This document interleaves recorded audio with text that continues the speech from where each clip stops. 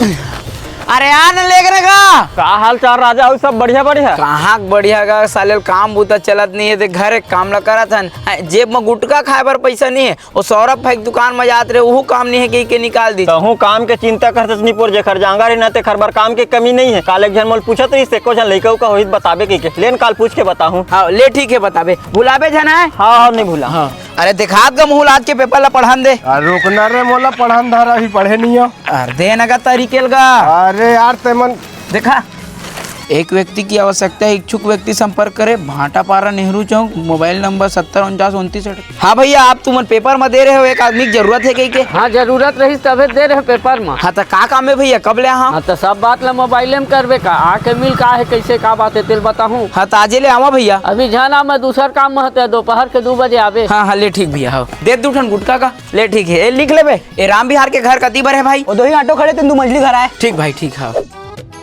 अही राम बिहार के घर है कागा। हाँ महित राम बिहार में कैसे का काम है बता। आदमी की जरूरत है कि पेपर में छपा रहे हैं वो बड़ दूर ले आया होगा तो खोजत हाँ लेन तब बता का काम है तेला और कतका पैसा देवे तेनोल बता दे। वैसे तो मैं सब काम ला कर लेता हूँ मोला सोचे विचारे बसला नहीं आवा देखा से तीतोला रखूँ कहत बस सोचना विचारना पर है कुछ नहीं करना है। हल्ला बैठे बैठे सोचना विचारना पर है केकरो पैसा मिली तो बढ़िया काम है।